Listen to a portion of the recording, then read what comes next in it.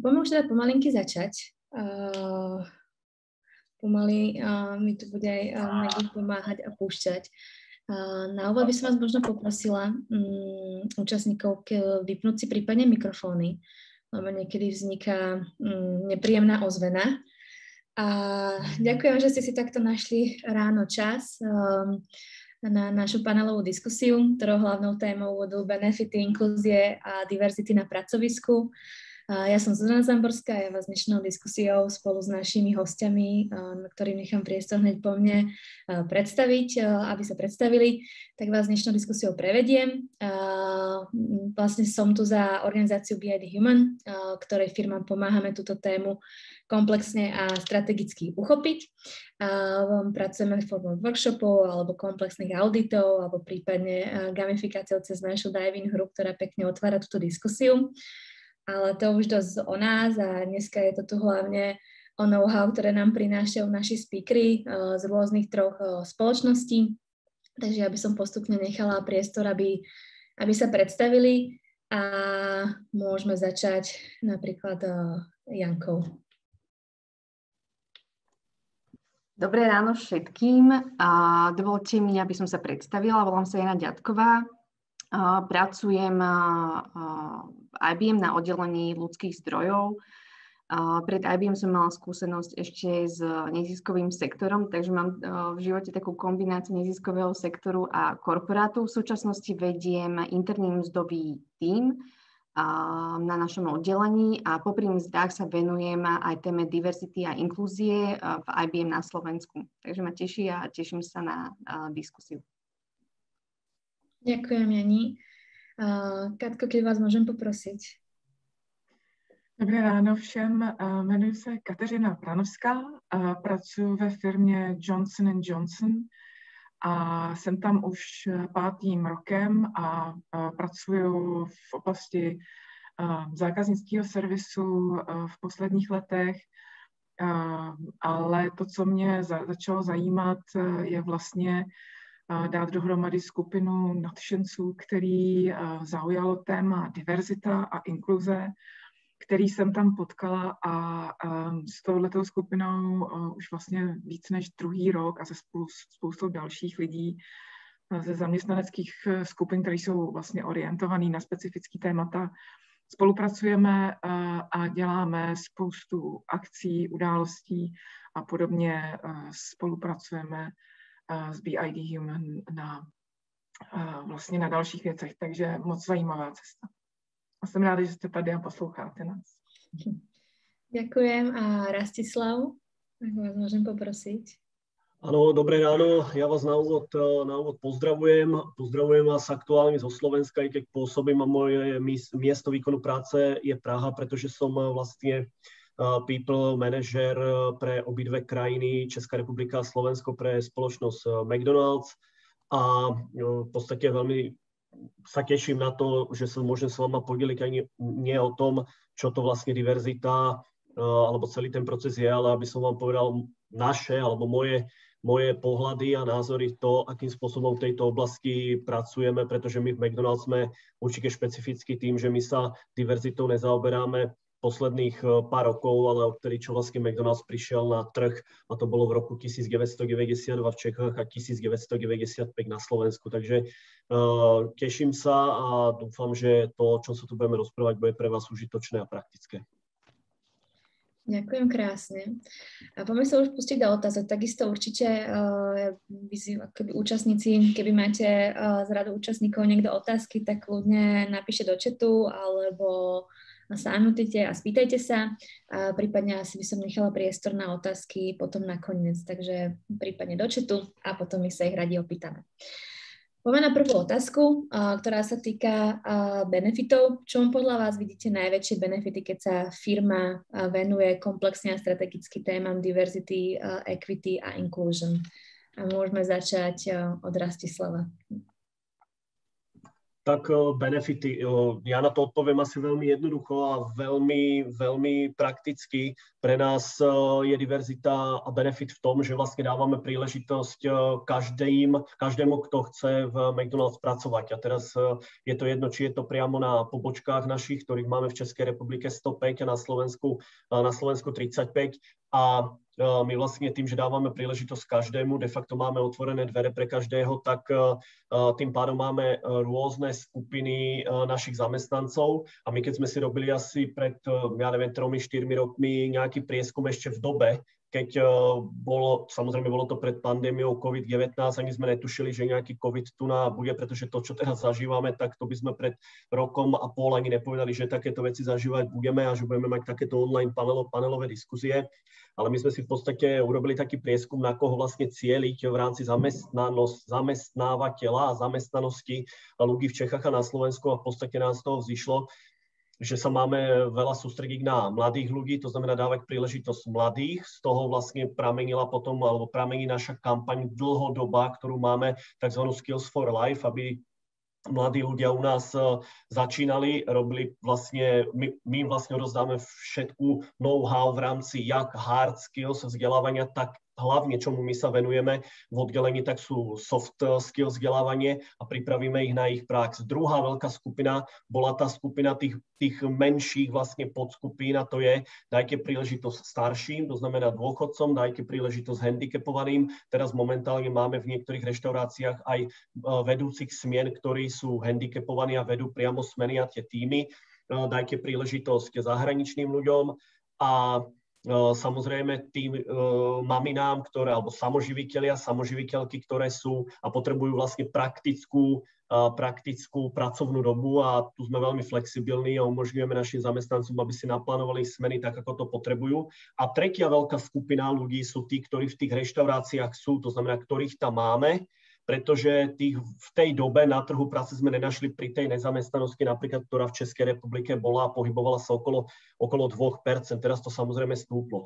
Ale aby som sa vrátil, Zuzka, k tej vašej otázke, aké sú to benefity, tak tým, že dávame príležitosť rôznym skupinám ľudí a tí ľudia, ktorí u nás pracovať chcú, a znova podotýkam, jak v office, na našej centrále, tak v reštauráciách, tak tam máme rôzne skupiny a my momentálne za posledné 4-5 rokov, čo vediem vlastne ten tím HR a vzdelávania v McDonald's, tak v podstate sa nám o mnoho zlepšili medziľudské vzťahy, komunikácia v reštauráciách a celkovo tá atmosféra, ktorá tam je. Ač to možno trošku vyzerá veľmi idealisticky, tak to tak je, pretože my si robíme behom roka, počas roka veľa anket spokojnosti zamestnancov a pýtame sa na ich názor, jak verbálne, to znamená, že s nimi o tom rozprávame a to naše oddelenie má na starosti, alebo potom robíme prieskumy klasicky nejakými dotazníkmi či online, alebo priamo v reštauráciách. Takže toľko asi za mňa. Ja v tom vidím, je to super, proste ten benefit v tom, že sme orientovaní na rôzne skupiny ľudí. Ďakujem krásne, Rastislav. Veľmi pekne ste to popísali. A Katko, ak vás môžem poprosiť. No to, co říkal Rastislav, je velká pravda. A pro mě k tomu určitě, kromě toho množství talentů, který vlastně, když otevřeme tu firmu vlastně přesně různým skupinám, tak samozřejmě přitahujeme talentovaný lidi. A nejenom talentovaný lidi, různí lidi s různou perspektivou, s různým pohledem na věc. A přesně lidi, kteří jsou z různých národností nebo minorit, nebo přesně maminky, nebo mladí tatínkové, nebo cizinci, kteří tady uvízli prostě v době covidu, samozřejmě třeba prožívají tu situaci nějakým způsobem, než my, kteří jsme tady doma. To všechno vlastně jako jsou jakýsi skupiny, který mají nějaký specifický potřeby. Takže za mě určitě, co mě fascinuje, že ta diverzita přináší různý pohledy na život a na práci a na lidský vztahy. Takže to otvírání se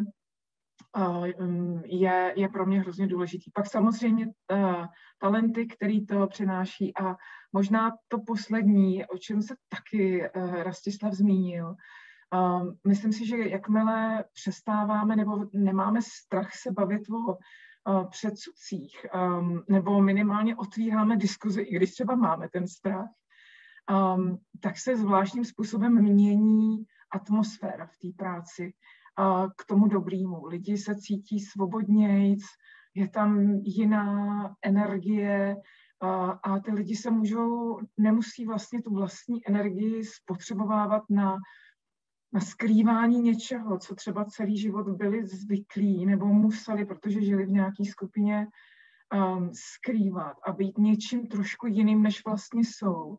Tak v okamžiku, kdy vlastně je osvobodíte a řeknete, tady prostě chceme, abyste byli takový, jaký jste, tak si myslím, že ta jejich energie prostě neuvěřitelným způsobem se rozletí a jejich chování se mění a ty lidi jsou úžasně motivovaný, inovativní, laskavý a přesně mění se vlastně chování těch lidí a v té firmě já cítím, že je mnohem příjemnějc. Takže tam není takový to zbytečný nepřátelství a to. Takže to si myslím, že jsou ty tři velký benefity, který vnímám. Ďakujem krásne. Jani? No, ak si vezmeme diverzitu a inklúziu a ak to pojmeme procesne, ono to možno, že vyzníva tak chladne, ale vôbec to tak nie je. Ak túto tému nakombinujeme aj na iné oblasti vo firme, môže vzniknúť veľmi zaujímavá synergia medzi jednotlivými funkciami. Ako príklad si vezmem práve to HR, lebo je mi najbližšie. Diverzita a inklúzia prináša rozmanitosť perspektív a názorov na pracovisku a tým pádom zvyšuje kvalitu pracovnej sily, inovácie, častokrát rýchlejšie rozhodnutia. Hovoríme tiež aj o angažovanosti, motivácii zamestnancov, ktorí nechcú odísť a tým pádom zamestnávateľ nestráca ten talent. Odpovedzme si možno, že sami sebe, kde sa cítime, kde sme rádi, kde sa cítime dobre. Tam, kde môžeme byť sami sebou, kde sme prijatí, kde sme vnímaní, že tam patríme. Na pracovisku to nie je iba o výplatnej páske, ale aj o tom pocite, ako sa tam cítim. Je to napríklad o flexibilite pre rodičov, ktorí môžu vyzdvihnúť svoje dieťa zo škôlky o 3:00 po obede, či vedomosť, že homofóbia, xenofóbia nebudú v žiadnom prípade na pracovisku tolerované. Toto má tiež samozrejme veľmi pozitívny vplyv aj na employee experience. Ak je táto téma braná ako časť stratégie, môže to mať samozrejme dopad aj na ekonomické výsledky spoločnosti, čo bolo dokázané už niekoľkých prieskumov. Spomeniem možno, že European Business Test Panel, kde až 83% podnikov z 3000 oslovených firiem v 25 krajinách v Európskej únie potvrdilo, že diverzita má pozitívny dopad aj na ich biznis. Ďakujem aj za veľmi zaujímavú štatistiku. Aj tých štatistík je naozaj veľa podporujúcich, či už naprieč, alebo potom niektoré sa sústredia na ten jeden typ tej inklúzie a diverzity. A možno ja ani rovno teba sa spýtam ďalšiu otázku. A keď sa pozrite späť na začiatok, že ako ste začínali tú agendu vo firmách, lebo možno sú tu účastníci, ktorí tú agendu idú začínať, tak ako ste ju vy vykopávali? Jasné. Začnem trošku možno, že dejepisne, lebo diverzita je z IBM-kovo od úplného začiatku. Takže v roku 1899 sme prijali do pracovného pomeru prvú ženu. Samozrejme, myslím to globálne. V roku 1914 sme prijali prvého zamestnanca so špeciálnymi potrebami, čo v dnešnej dobe si možno, že netrúfne každý zamestnávateľ ani v 21. storočí. No a vrátim sa teda z toho globálneho sveta na Slovensko. Tu máme tiež dlhodobú históriu. Už viac ako 10 rokov u nás pôsobí tzv. Rada rôznorodosti, Rada Diversity Council, ktorá sa venuje 5 témam cez zamestnanecké skupiny. Vybrali sme tie témy, ktoré sú najviac aplikovateľné práve na tú našu krajinu, na ten náš región, takže venujeme sa zahraničným zamestnancom, rozvoju žien, LGBT+, zamestnancom so špeciálnymi potrebami a samozrejme aj IBM rodičom a deťom. Určite veľmi zásadný moment bol získanie si dôvery a podpory manažmentu, ktorý je nám oporou doteraz. Super, ďakujem. Možno Katko? No, samozřejmě jako velká korporace, ta diverzita se tady skloňovala dlouho, hodně velmi intenzivně vlastně přišla před těma 2-3 lety, a to si myslím, že je jeden z důležitých principů, kdy přišly opravdu velký, nádherný prezentace z Ameriky. Takže to téma prostě bylo hodně podporované od nejvyššího managementu. Ale určitě mi dáte za pravdu, že jedna věc jsou myšlenky z Ameriky a téma diverzity v Americe a něco jiného je to v Evropě a úplně něco jiného je to v České republice nebo na Slovensku nebo v Maďarsku. Takže když jsem vlastně já s tím přišla, tak jsem právě měla v ruce ty nádherné prezentace, které jsem se snažila odprezentovat tomu pražskému boardu. A k mému překvapení v podstatě nikdo to moje nadšení s tím, že je potřeba s tím něco dělat a že tady je spousta témat, které bychom mohli v Praze otevřít, protože my jsme mimořádně mezinárodní organizace, asi podobně jako IBM, takže prostě my jsme kosmopolitní tým, 1300 lidí, různých generací, různých národností, různého věku a tak dále. No a vlastně oni mě vlastně řekli, že to vůbec není aktuální téma, že prostě tady ženy, že to je o ženách, že to je o mileniálech a že to prostě vůbec v Praze nemáme co řešit, protože ženy máme v managementu a tak dále. Takže to mě vlastně trochu, to bylo první velké poučení, že nemůžu úplně přijít na meeting a se svým nadšením pouze. Takže jsem přišla za pár měsíců znova a přiznám se, že i když jsem byla líp připravená, tak pořád na mě vlastně chtěli, dobře, a co vlastně teda budeš měnit? Co je vlastně téma? A jak budeš měřit změnu? Jo, protože všichni byli muži a prostě byli orientovaní, nebo jsou orientovaní logicky na výkon a já jsem opět upadla do rozpaku a opět jsem si uvědomila, že jsem nebyla dostatečně připravená. A pak jsem si řekla, že to prostě takhle nejde. Takže jsem si dala s každým z nich individuální schůzku. A to už byl covid. To byl přesně duben tohoto roku. A znova jsem vlastně s tou smečkou nadšených lidí jsem si říkala, co vlastně chceme změnit. A znova jsme si řekli, ale my prostě nebudeme mít žádný KPIčka, žádný ukazatele. My opravdu nebudeme schopni nic měřit. A to, co chceme změnit, je opravdu atmosféra, změnit chování.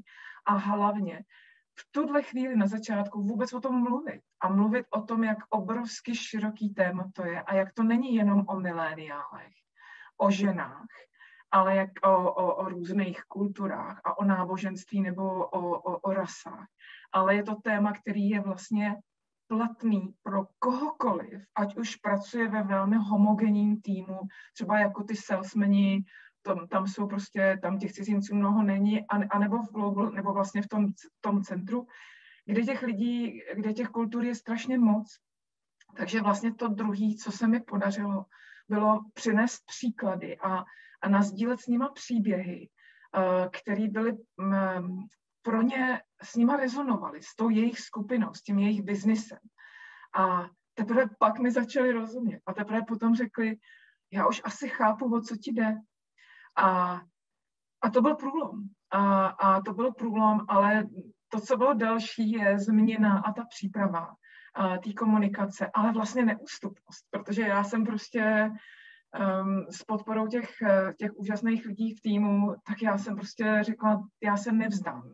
A nikdo jsme se nechtěli vzdát, protože jsme věřili, že ta myšlenka a to téma je tak široký, že se tam najde každý něco. Takže na začátku to vůbec nebylo jednoduché, ale ta relevance, ty příběhy, neústupnost a určitě i ta podpora vlastně úplně ze zhora bylo moc důležitý.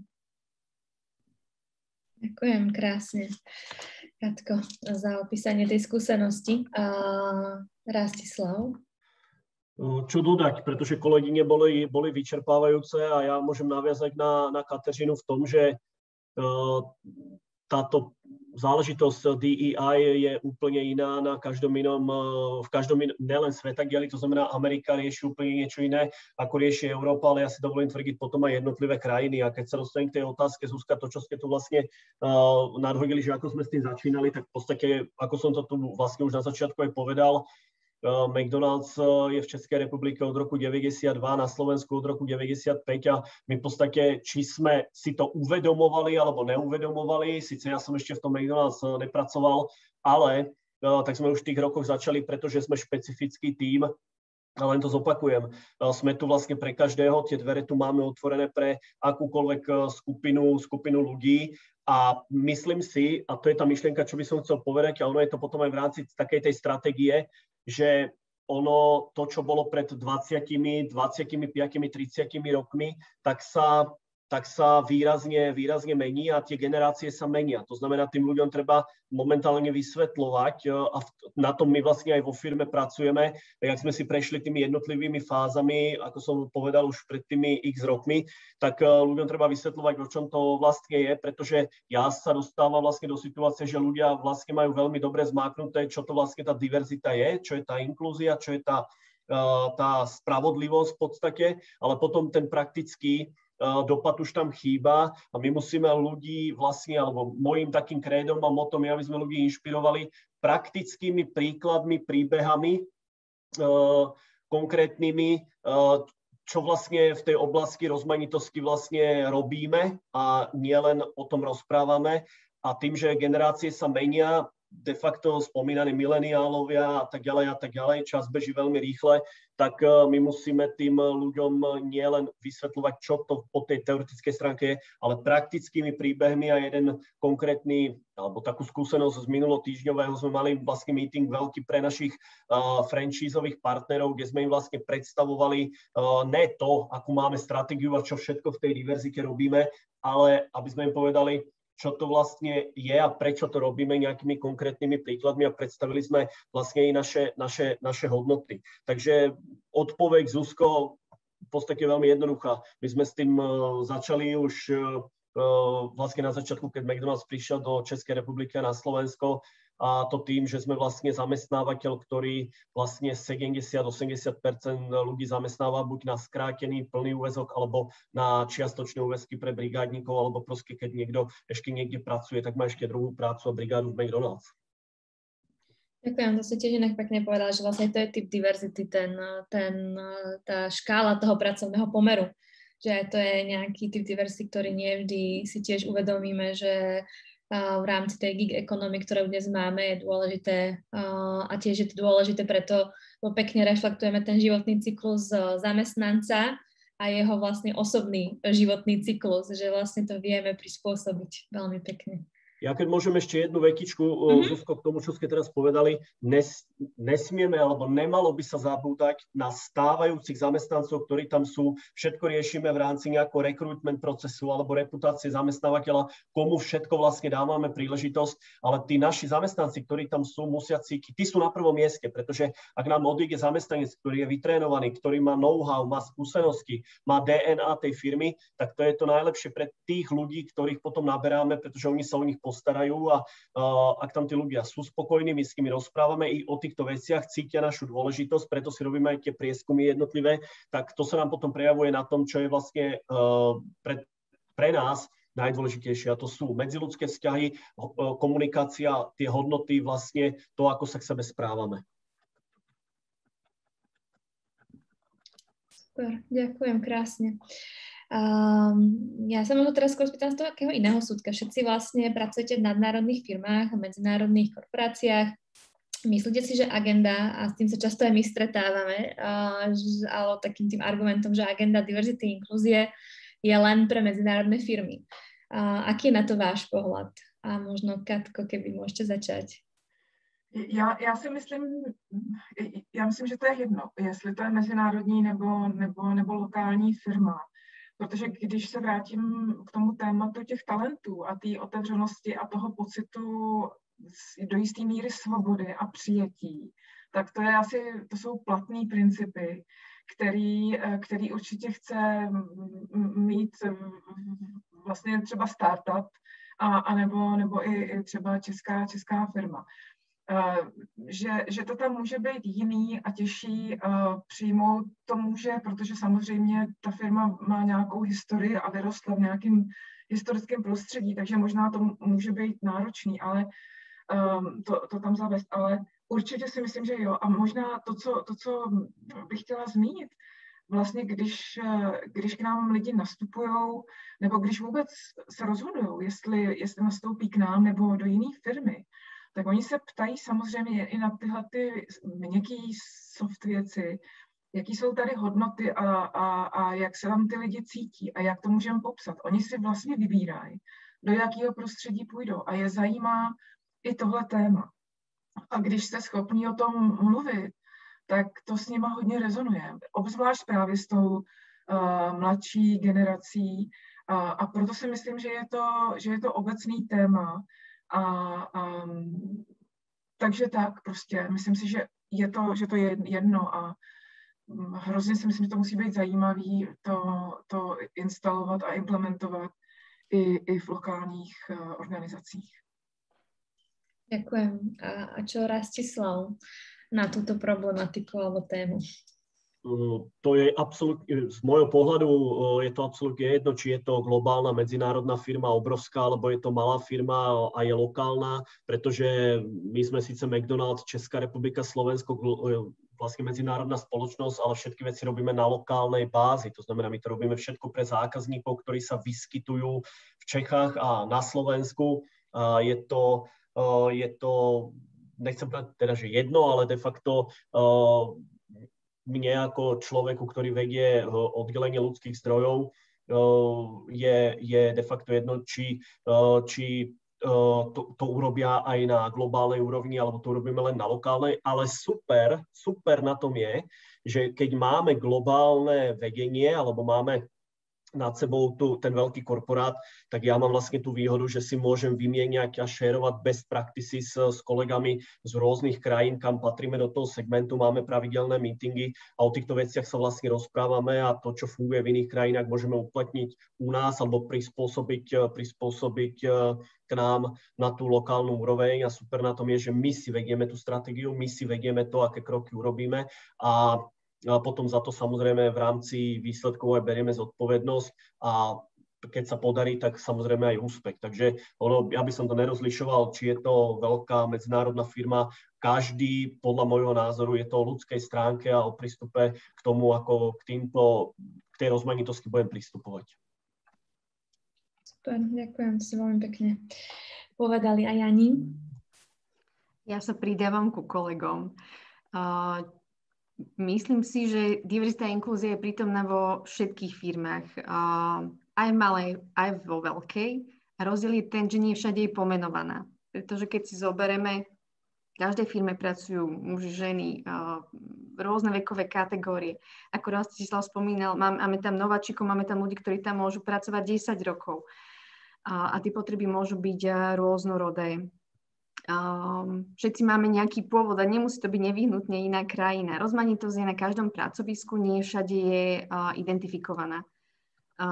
Zaujímavým faktom je, že podľa jedného takého globálneho prieskumu až 70% ľudí si pri hľadaní práce vzhliada teda k tomu, či má firma diverzitné pracovné prostredie. A takýto prieskum sa vykonal nedávno z jednu poradenskú agentúru aj na slovenskom trhu a z tohto prieskumu vyplynulo, že diverzita a inklúzia nehrá tú rolu pri výbere zamestnávateľa. A myslím si, že tento výrazný rozdiel je práve tým, že v mnohých firmách tá diverzita a inklúzia není pomenovaná a ešte není objavená. Niekedy to vlastne naozaj, ako spomínate, není pomenované a pritom je to úplne prirodzenou súčasťou DNA tej firmy, tiež už od začiatku. Ktoré aktivity, už ste už spomínali ako nejaké aktivity, ktoré vo firme robíte a stratégiu, ale ktoré aktivity vidíte v rámci tej agendy DNA ako také najúčinnejšie z vášho pohľadu, ktoré fungujú na zamestnancov, ale zároveň aj na ten spomínaný management, ktorý je dôležitý. Tak možno kľudne Jani. Myslím si, že tie najúčinnejšie sú tie, ktoré sú pre zamestnanca také hmatateľné a viditeľné.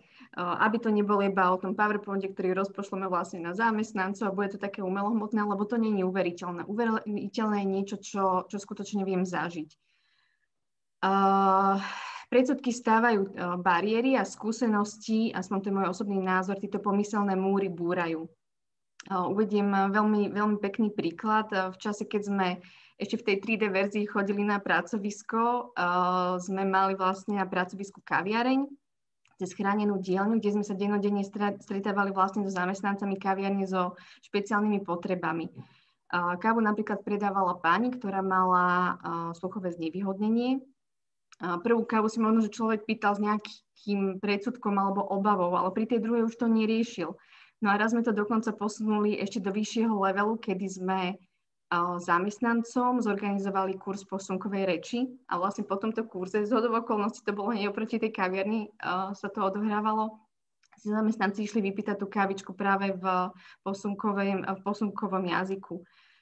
Na pracovisku, či už virtuálnom alebo v tom fyzickom, trávime veľmi veľkú časť svojho dňa a vieme potom tie svoje pokrčené predsudky zahodiť nielen teda v práci, ale podľa mňa aj mimo pracovného časopriestoru a vieme to potom ďalej aj šíriť. Takže to, čo je hmatateľné a to, čo vieme skutočne zažiť, je podľa mňa najúčinnejšie. Ďakujem za krásný príklad. Katko?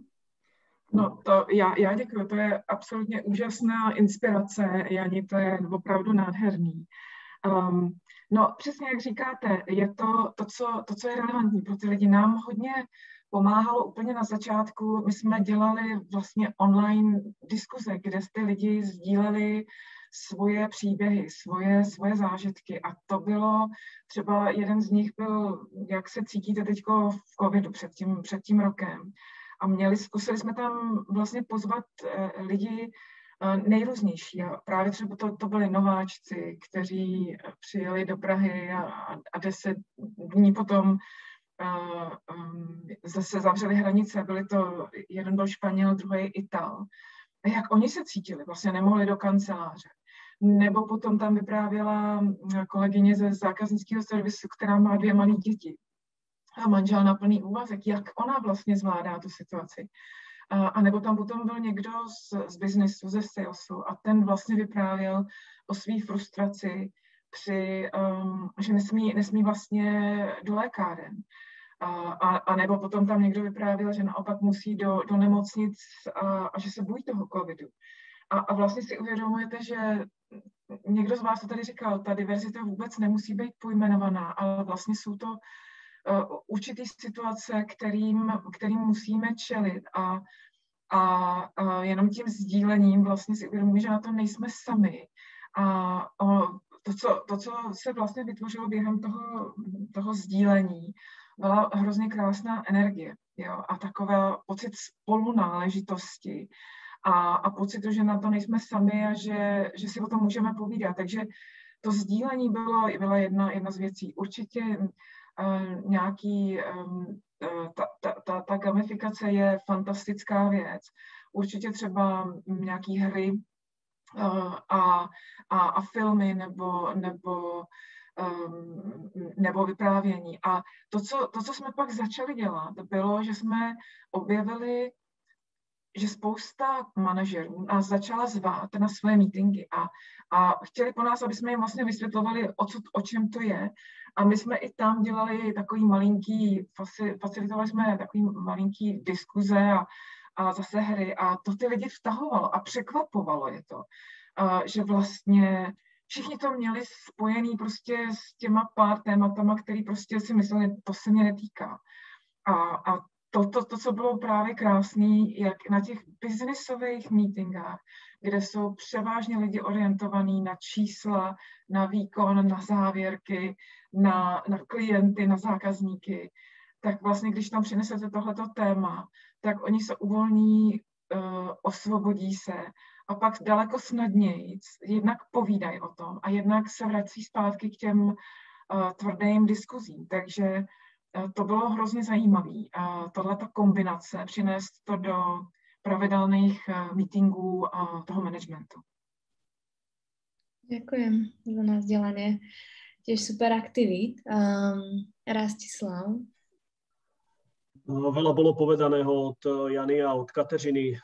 Ja poviem trošku z iného hľadiska, že čo je najúčinnejšie. Najúčinnejšie je, a ja mám vlastne takú skúsenosť, že ak budeme hovoriť o komunikácii, tak ja hovorím, že viac ako 50% úspechu celkovej komunikácie je, ako ľudí počúvam. To znamená to naslouchání, pretože ja keď ľudí počúvam, ja vlastne viem, čo oni chcú, aké majú očakávania, ja na to reagujem, tak to je vlastne najúčinnejšia, najefektívnejšia vec, pretože mi to tí ľudia sami povedia.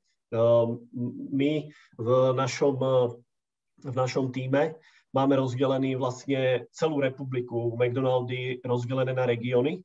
Kolegyne, kolegovia vlastne komunikujú priamo s franchisantom alebo s vedúcimi daných reštaurácií a pýtajú sa nielen samozrejme na to takéto klišé už DEI, ale na veci v oblasti atmosféry, čo vlastne potrebujú v rámci náborového procesu. Veľmi populárne slovo, ktoré tu teraz veľmi rezonuje z angličtiny, je well-being a to, aká tam je pohoda. A my na základe toho, čo vlastne si vypočujeme, to, čo vlastne dostajeme tú spätnú väzbu, tak na to potom reagujeme.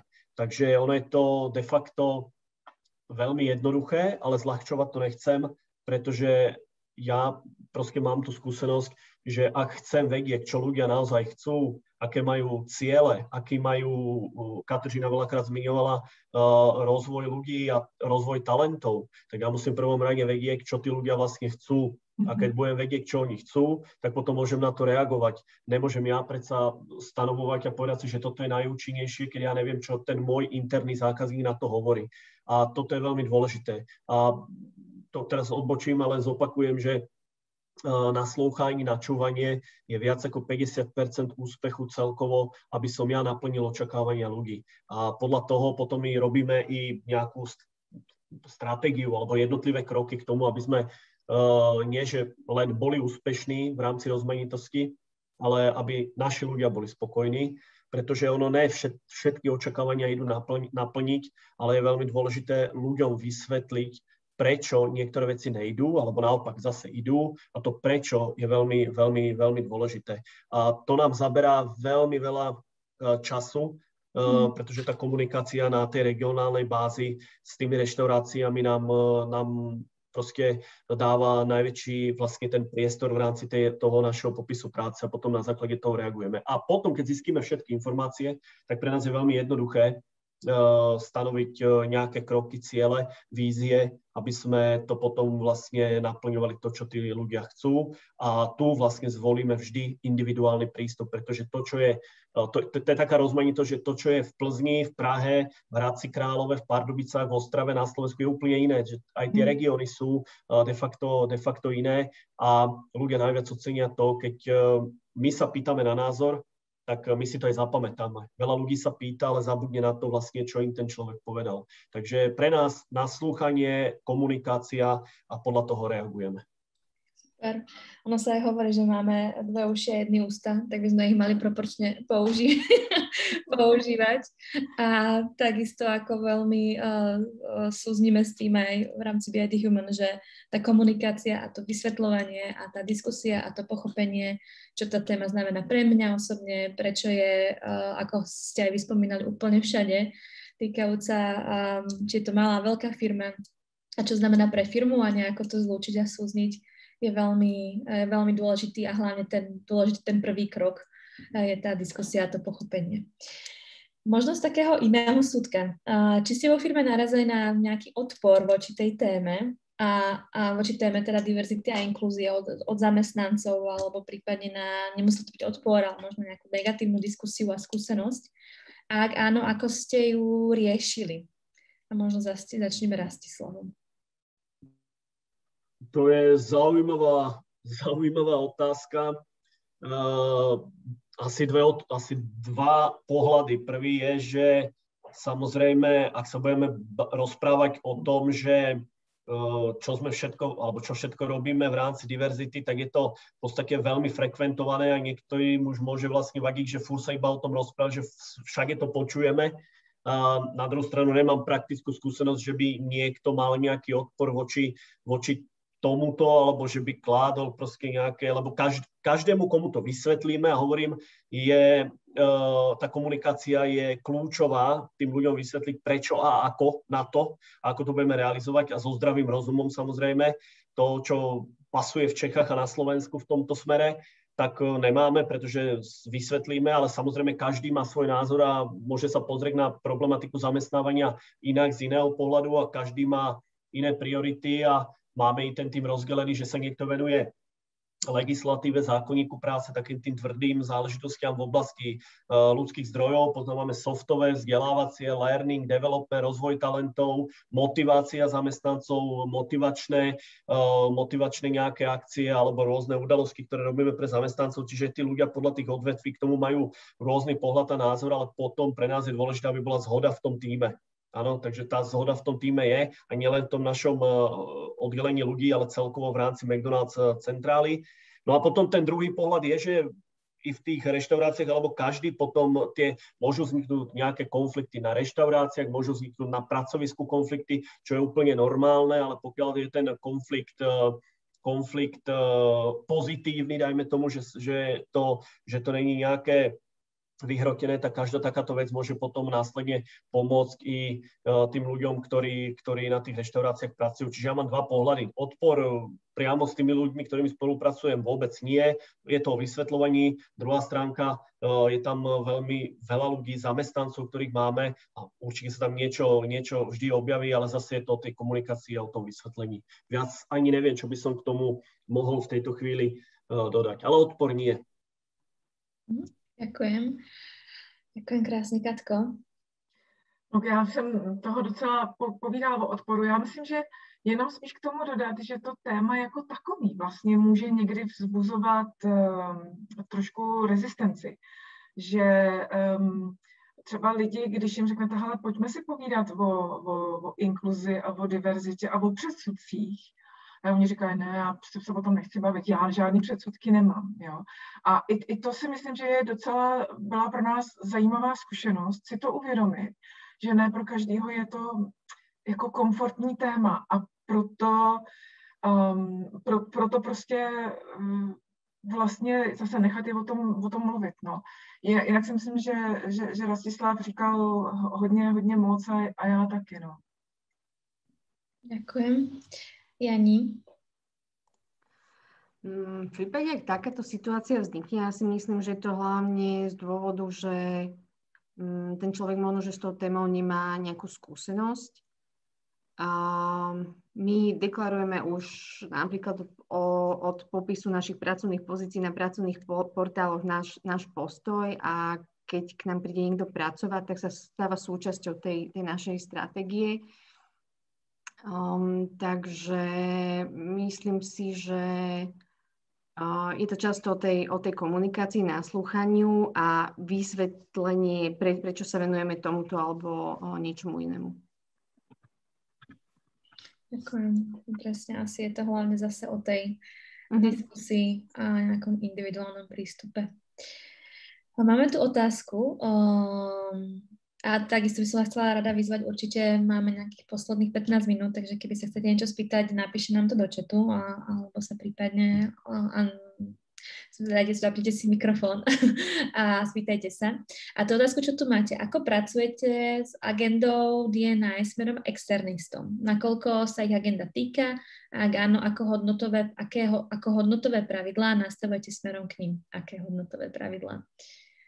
A možno môžeme začať od Janky. Koho môžeme vnímať ako externistu? Napríklad nejakého subkontraktora, ktorý pre nás pracuje?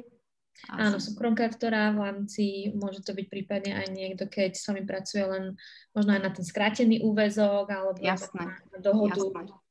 Ďakujem za to vysvetlenie. Platia rovnaké pravidlá ako pre tých core zamestnancov. Opäť my ich nedelíme. My vlastne poskytujeme rovnaké práva a príležitosti pre všetkých. To znamená, že ak máme niekoho part-timera alebo napríklad študenta, neexistuje tam nejaká diskriminácia a vlastne je súčasťou našej spoločnosti. A napriek tomu, že je teda ten part-timer alebo študent, ktorý je možno zamestnaný cez nejakú inú agentúru. Jasné. Katko, ako je to u vás? Janka to řekla sama. My jich tolik nemáme, těch externistů, ale my máme jedno z těch témat vlastně kréda, což je taková jako hodnotový téma pro celou firmu je respekt ke všem stejný. Takže z toho to vychází. Tam není žádný rozdíl. Ty hodnoty jsou stejný, ty principy jsou stejný, když se k nám do toho zapojí, úplně skvělý, takže aby se cítili jako když nejsou externisti. Ďakujem. A Rastislav, vás možno prípadne aj v rámci franchise? Tak samozrejme v Českej republike máme len franchízové reštaurácie, žiadne reštaurácie, ktoré by momentálne patrili spoločnosti McDonald's, to znamená sú rozdelené alebo sú v rukách našich podnikateľov a my sa de facto staráme o tých zamestnancov úplne rovnako, ako keby to boli naši zamestnanci. To znamená my ako oddelenie ľudí priamo spolupracujeme s licenčným partnerom a robíme im úplne rovnakú podporu, ako keby to boli naši zamestnanci. A tam nerobíme absolútne žiadny rozdiel v rámci toho, že by sme inak pristupovali k tým alebo k tým zamestnancom. To je úplne rovnaké, proste zase so zdravým a ľudským prístupom. A potom samozrejme môžeme ešte takú vec, možno to nesúvisí s tou otázkou, ale iba jedna myšlienka, že my robíme vlastne taký assessment, také posúdenie to, ako sme na tom v rámci, ako vnímajú naši bežní zamestnanci diverzitu. Samozrejme nejdeme na nich nejakými odbornými názvami, ale máme externú agentúru, alebo chceme mať externú agentúru, ktorá by nám urobila nejaké posúdenie, nezávislé rozhovory proste naprieč republikou a povedali by nám vlastne, jak tí ľudia, vlastne tie hodnoty, ktoré my vlastne následujeme, či je to hodnota, že sa staráme o ľudí, sme zodpovedná firma a dobrým susedom, tým pádom pomáhame a tá covidová doba to ukázala. O tom, že dávame príležitosť každému, som tu už hovoril. No a potom samozrejme, či my ako vedenie spoločnosti McDonald's Česká republika a Slovensko s franchízantami spolupracujeme tak, že sme ako jedna veľká rodina, pretože vy, ako možno niektorí z vás, ktorí ste tu, tak ste ich zákazníci McDonald's a de facto nerozlišujete, či tento McDonald's vlastní ten alebo tamten, ale je to McDonald's, aké služby musia byť rovnaké. Služby pre zákazníkov i pre vlastne služby alebo servis pre našich zamestnancov. Takže asi takto ten pohľad na franchízantov a na ten servis a na to, akým spôsobom tu s tým vlastne spolupracujeme alebo akým spôsobom to robíme. Ďakujem krásne. Máme tu ďalšiu otázku od Veroniky. Dobrý den, ráda bych se zeptala, jak řešíte konflikty, například rasistické, sexistické komentáře, když máte velmi kulturně diverzní prostředí a toleranci těmto komentářům se na pracovišti velmi líší. A možno nechám na vás, kdo nás diela, ak ste s tým mali skúsenosť. Neviem, či som s tým mal skúsenosť, respektíve môžem povedať, máme rôzne skupiny tých zamestnancov, tak ako som hovoril, máme tam aj veľa mladých. Samozrejme v rámci reštaurácií alebo v rámci toho tímu ľudí a zamestnancov sa môže vyskytnúť takáto záležitosť a v prípade, že by sa objavila, tak by sme to riešili tým, že by sme to plnohodnotne prešetrili, dali by sme vlastne príležitosť, aby sa vyjadrila tá strana, ktorá by bola poškodená, alebo tá, ktorá by mala s týmito vecami problém a následne by sme to riešili priamo s licenčným partnerom, s vedúcim reštaurácie, tak aby sme zistili fakty k tomu, čo sa deje, alebo čo by sa dialo. A samozrejme tu potom prichádza taká, nechcem, aby to vyznelo zvláštne, ale aj taká osveta, že my v rámci reštauračných meetingov, alebo keď má vedúci reštaurácie meetingy so svojimi týmami v reštauráciách, tak oni sa o týchto veciach aj bavia. U nás funguje vlastne de facto politika otvorených dverí a v prípade, že niekto tento problém má, tak máme samozrejme interné linky, kam môžu tí ľudia anonymne zavolať, alebo potom v reštaurácii môžu ísť priamo za vedúcim reštaurácie, za svojím franchízovým partnerom alebo za tým franchízantom a rozprávať o týchto veciach. A čo vlastne tu o tom hovoríme, tak aby ľudia boli otvorení, aby sa nebali o týchto veciach rozprávať. A dobré príklady v tom, že o tom rozprávame, alebo keď sa takáto vec udeje, že to riešime, sú výborné na to, aby ľudia o týchto veciach potom aj na rovinu rozprávali, pokiaľ by sa takéto veci diali. Neviem, či som úplne odpovedal na otázku, ale snažil som sa to vysvetliť momentálne tak, jak to vnímam a ako k tomu pristupujeme v McDonald's.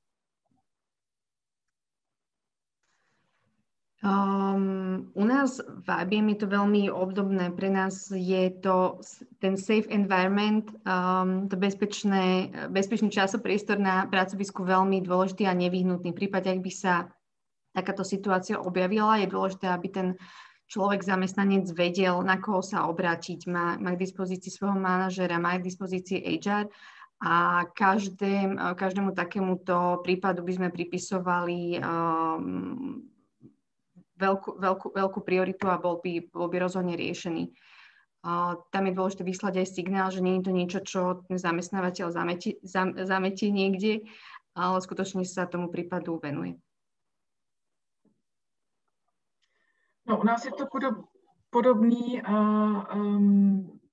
Johnson má dokonce takovou vnitřní linku, kam zaměstnanci můžou zavolat, kdyby nechtěli třeba nějaký incident vyloženě sdílet přímo na tom pracovišti, takže vlastně je takový bezpečný prostředí, ale jak říkali oba dva, i Jana, i Rastislav, tam je strašně důležité ukázat tu totální netoleranci takovému chování na stranu jednu, na stranu druhou, vysvětlovat, spolupracovat, nedělat velké restrikce, ale prostě ukázat, že takhle ne. Ale popravdě řečeno, jako americká firma, to moc v Praze nevidíme, ale to neznamená, že to tam není. A spíš si myslím, že jsou takový jako skrytější komentáře. Teď třeba někdo vyprávěl příběh, slovenská maminka, naše zaměstnankyně, která vyprávěla, že pocítila, a to nebylo na pracovišti, to bylo vlastně venku. Ona říkala, že chodila se svým dítkem hodně, samozřejmě jako byla doma, takže chodila na hřiště a že pociťovala do jisté míry a takovou nepřátelskost českých maminek na těch pískovištích nebo na těch hřištích, protože byla Slovenka. A to mě vlastně úplně vyděsilo, respektive jenom mě to utvrdilo v tom, že je potřeba o tom mluvit, že i takovýhle projevy chování, přestože prostě Johnsonu nevidíte, netolerujete, ale ti lidi to zažívají a čím víc se vlastně o tom budeme mluvit, jak je to zbytečný, tak tím je to vlastně důležitější, protože to všechno vede k pocitu vyloučení, k negativním pocitům a skrytým nepřátelstvím a to je prostě, možná je to naivní, ale já si myslím, že to prostě je potřeba měnit právě na tu energii, která je o té spolupráci, toleranci a minimálně přijímání, když ne aspoň zájmu o ty druhý. Takže to je jenom prostě poslední případ nedávno, kdo mi někdy něco vyprávěl. Já se hlásím s dotazem, jestli můžu, Zuzko. Koučovala jsem jednoho klienta, jinak já, Kateřina Kufová, lektora coach, a vlastně měl zkušenost, že ve firmě měli taky takový jako dobročný program, že zaměstnanci přispívali vždycky na nějaký dobročný účel a domlouvali se, kam to půjde. A jednou přišel nápad, že by přispěli na Prague Pride, na ten festival. A tu firmu to úplně rozstřelilo. Prostě vznikly dva tábory, které jedni byli jako vášnivě pro, druhý tábor vášnivě proti. A vedlo to opravdu jako k velkému rozdělení té firmy. Docházelo tam právě i ke slovním útokům. úplně je to rozstřelilo. No. Tak jenom jsem se chtěla zeptat třeba, co byste k tomu řekli, nebo jak byste to řešili, protože to byl velký problém. No, vlastně jakoby z dobrýho nápadu vznikla prostě opravdu velký nesoulad v té firmě.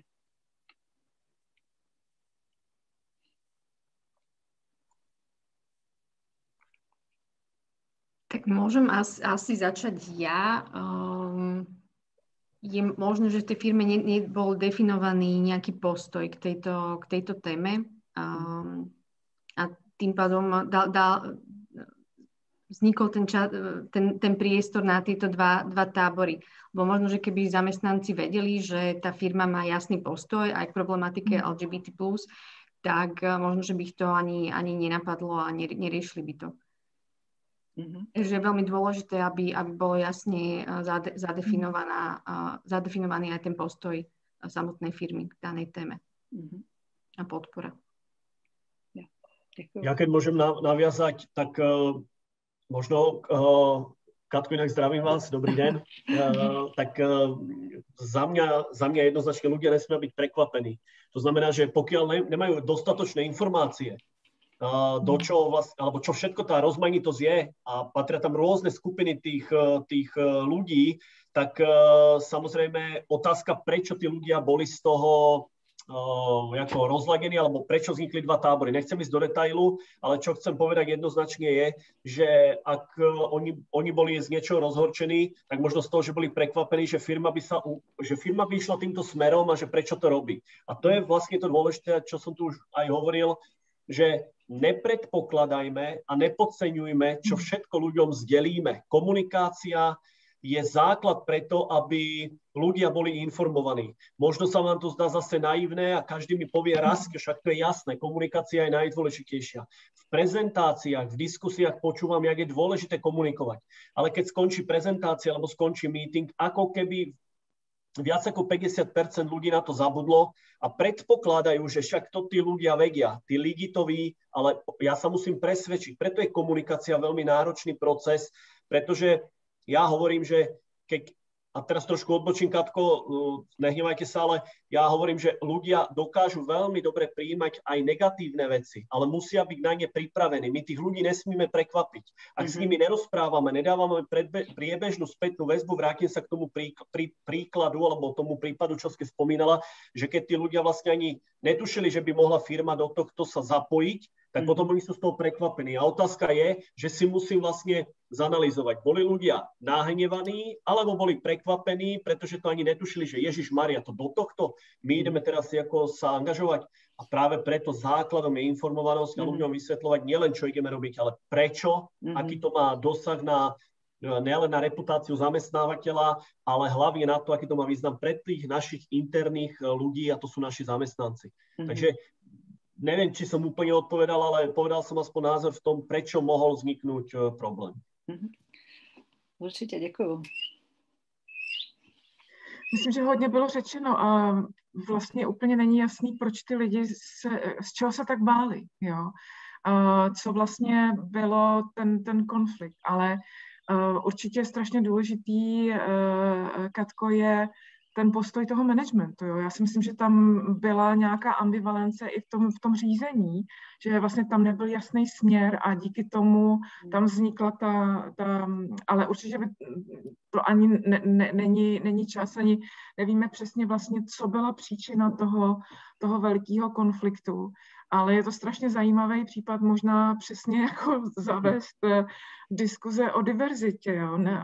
A vysvětlovat, že ani jedno, ani druhý vlastně prostě co je špatně, dobře, prostě každý má nějaký práva na vnímání té situace, ale prostě vést tu diskuzi a ptát se, čeho se vlastně bojí, nebo co jim na to přijde špatný, jo, a nebo dobrý. Ale určitě si myslím, že to jde odzhora, že jako ta firma asi zaskočila ty svý lidi, nebo ta skupina zaskočila tu firmu postojem nebo akcí, na kterou ta druhá část nebyla připravená, protože celkově zřejmě to téma tam vůbec není přítomný. Takhle intenzivně, takže no přesně jako vést o tom diskuze, bavit se o tom, bych řekla já, ta komunikace a to, co říkal Rostislav, jako nepředpokládejme, že je to jasný. Možná nám ano, tady, kteří se tím tématem jako zaobíráme, ale pro spoustu lidí to vůbec jasný není.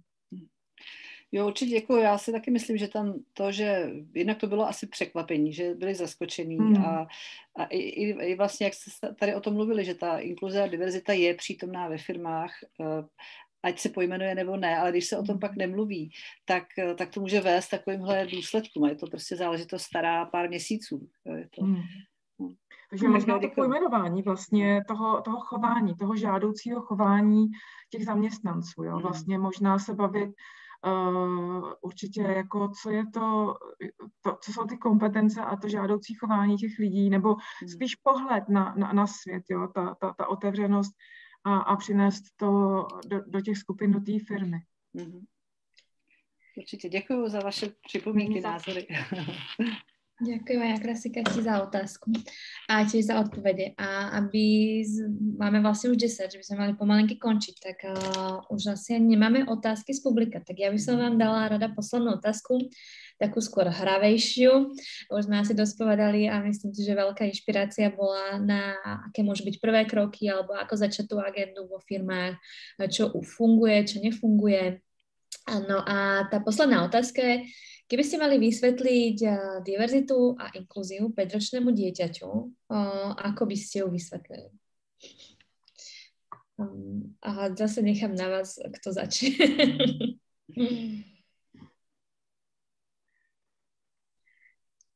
Tak ja začnem. Aha, pardon, Katko, tak môžete. Ne, povídejte, Rostio. To je zaujímavá otázka. Ja by som sa opýtal dieťaťa, čo by vlastne on chcel. Ja to budem asi hovoriť stále o tom, že ja sa veľa krát, alebo patrí to medzi moje základné vlastne princípy spolupráce v tíme, že ja ako buď kolega, alebo nadriadený, alebo podriadený, tak pre mňa je veľmi dôležité, aké sú očakávania, buď moje, alebo ľudí okolo mňa. A vtedy to môžeme naplňovať. A ja by som mu ani nejak nevysvetloval tomu dieťaťu, čo toto DEI je. So zdravým rozumom by som sa ho pýtal, čo vlastne on chce, alebo ona chce, aby som potvrdil diverzitu, aj ona, aj on. Tak by som sa pýtal, čo chce a na základe toho by som mu to vysvetlil nejakým príbehom, o čom by sme vlastne debatovali. Takže je to veľmi jednoduché. Zdravý rozum, jednoduchosť a nerobiť z veci zložité veci oproti jednoduchosti, pretože s tým dieťaťom, keď sa budeme rozprávať, tak chceme to vždy zjednodušiť, aby tomu dieťaťu to bolo jasné. A to je vlastne celé, čo by som ja vlastne na túto otázku odpovedal. To je docela těžká otázka, teda aspoň pro mě, musím říct. No já myslím, že 5leté dítě samozřejmě určitě už vnímá jinakost. To znamená, i v té školce dneska nebo na těch pískovištích prostě vidí třeba děti jiný pleti například a vnímá vlastně to, jak ty rodiče, když jsou otevřený, tak to pro ně vůbec není téma, když ty lidi mají strach, tak prostě říkají, nehraj si s tou holčičkou nebo s tím chlapečkem. No a někde jsem četla strašně zajímavý článek, kdy popisoval nějaký redaktor, že mluvil k dětem, ke skupině dětí a jedno z těch dětí mělo problém řečový, že vlastně se neumělo, on mu nerozuměl. Ale ty ostatní děti to tomu redaktorovi vlastně překládali. Úplně přirozeně. Oni převzali vlastně takovou tu roli. Pro ně to nebylo nic divného. Ten jejich kamarád, který prostě špatně mluvil, oni to překládali tomu dospělému. A mě to strašně fascinovalo, protože vlastně pro ty děti, pokud oni akceptovali tu jinakost toho kamaráda jako samozřejmost, a to mně přijde hrozně důležitý, je, když ty děti, možná mu vysvětlit, hele, kdybys měl všechny hračky stejný, jenom samý medvídky nebo jenom samý stejný autíčka, tak by to byla vlastně strašná otrava pro tebe. Když máš různé hračky, tak je to mnohem větší zábava, je to mnohem hezčí, mnohem víc tě to baví.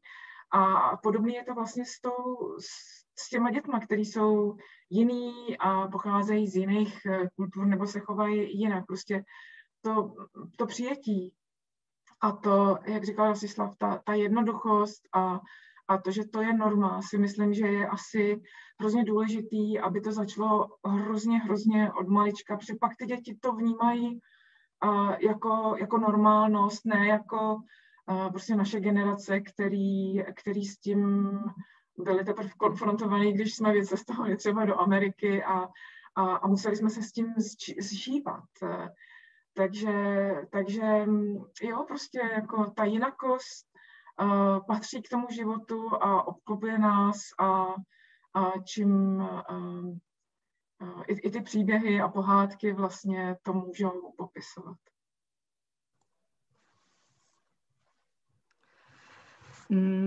Za mňa, ja by som použila jazyk toho môjho malého spoludiskutéra a použila by som príklad konkrétne z jeho nejakého časopriestoru, napríklad Lego.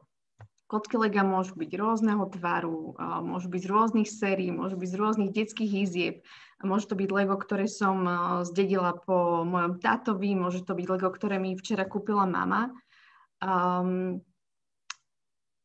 A ukázala by som na tejto rôznorodosti pôvodu, tvarov a podobne práve tú diverzitu, ako to všetko krásne môže fungovať, keď hľadáme nejaké spôsoby spolupráce a pochopenia.